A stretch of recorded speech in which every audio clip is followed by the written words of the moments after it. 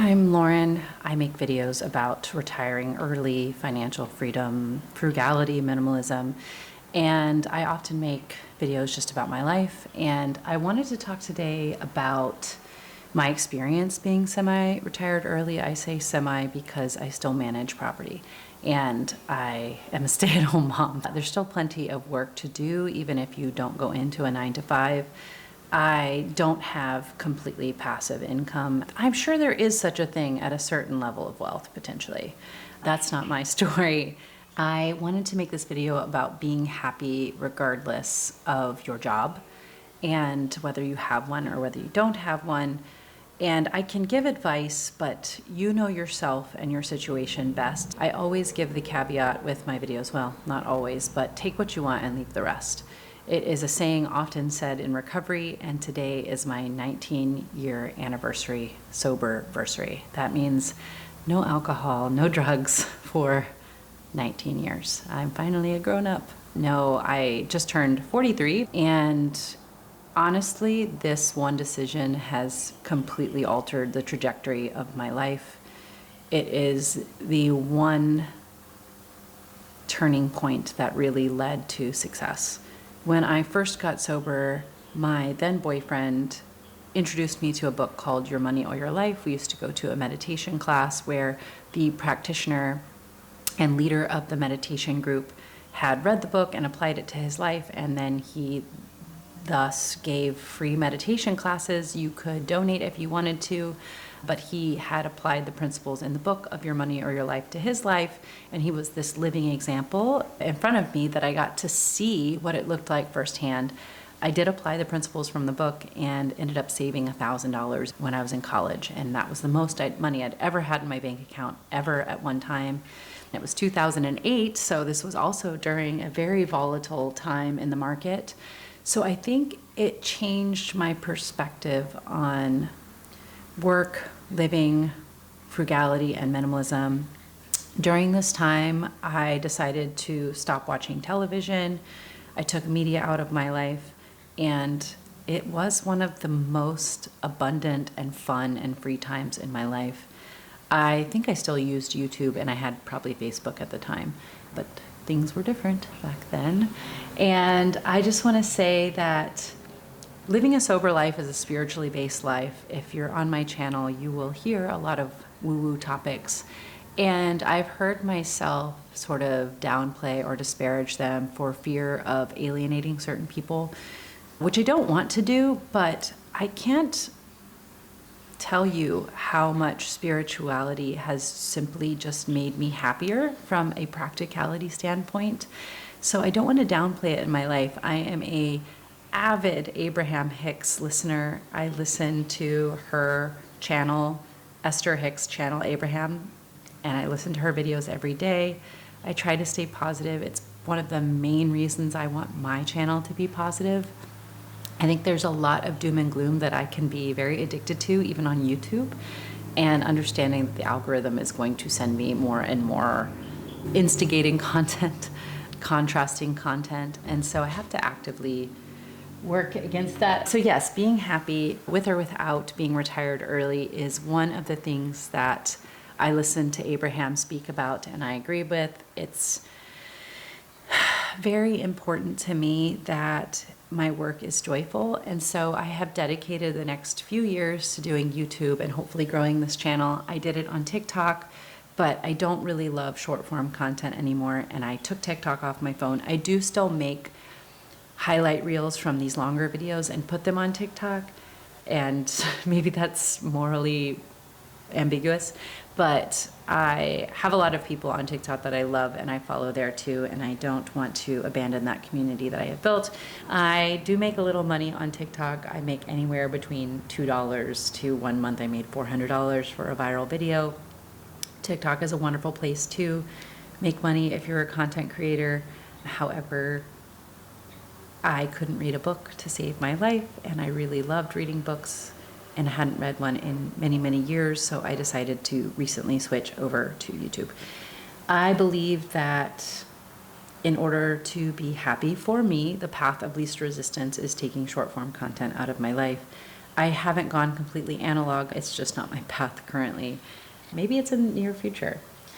When I talk about spirituality and being happy, it's largely based on a conversation I had with my sponsor around 2 years sober. She just said that you seem a lot happier when you believe, and when you believe that you're here for a positive purpose, and that there is a lot of fun to be had out of life, and that comes from tapping into a spiritual place within. I love ritual. I did tantric yoga for the year after my divorce, and it was immensely helpful. I went to cacao ceremonies, I did yoga, I talked in groups about spiritual things, went to retreats in Costa Rica and Portugal, and had the time of my life, and I did spend way too much money doing that. I was sort of in my YOLO era. So my minimalism journey has been on and off since 2008, and that may dissuade people from being here. But I think a lot of minimalists have gone through their phases, and so I'm hopeful that maybe that's you and that's why you're here. I am trying to currently lower my burn rate. I have income from the business that I sold my half of to my ex-husband. I built that business blood, sweat, and tears, and I also was getting very burnt out with that. So I'm grateful that he wanted to continue. I did not. And I will use that money to fuel my real estate investments over the next few years. But currently my rent is very high, and it is a challenging economic time for everyone. So I have been calculating how much money I have to live on for the rest of my life, and lowering my burn rate would just significantly help with that. And I talk a lot on this channel about not wanting to go back into the workforce if at all possible, though I'm not opposed to it. And that goes to my first point, that if you are still working, and maybe you're working towards financial independence and you're still at your job, I think the best way to do it is to do it joyfully as much as you can. Don't get me wrong, if you want to quit tomorrow and throw yourself into YouTube full time, I have seen many, many stories where that's worked. And I think if you have a belief and a passion behind it, it certainly can. And so that's my hope. I am going to try my best not to monetize this channel. I use Descript as a editing tool currently, so I pay, I think, around $250 a year for that. And it is an AI video editor, and it is actually pretty decent. And I'm loving it. So if you guys see me and you want to sponsor me, I'm not saying I wouldn't take it on. I would highly consider it. I actually have had a yoga brand reach out to me wanting me to be an affiliate, and I just simply didn't respond because I don't want to promote you buying clothing here. I actually just got a 40% off coupon for my thrift store for today and tomorrow, and I was gonna go, but I actually don't need anything right now, so I'm gonna just save my money. So this channel is really me giving you live updates on how I'm staying frugal. I have bought several things on Amazon this month that I perhaps didn't need, but I thought would add to the quality of me and my children's and my family's life. So I don't have hard and fast rules around things that I believe are going to be helpful. I don't have hard and fast rules around grocery prices. If they're cheaper on Amazon or online, I generally buy them online. I have the time and the freedom to compare and contrast prices at Costco, my local grocery store, online, Ross and TJ Maxx. That was my pro tip in my last video. And yeah, I think that retiring early is still beneficial, and especially for someone like me who was never career driven. There was not one thing I thought that I was pointed towards. I, in fact, in kindergarten said I wanted to be a taxi cab driver in New York City because I wanted to hear people's stories. I did become a therapist, and in some ways got to do that, but content creation wasn't a thing back then, and it is now. So I actually think this is probably the best thing I could do with my time. And I also took an aptitude test in kindergarten when I said I wanted to be a taxi cab driver that said I should be a farmer.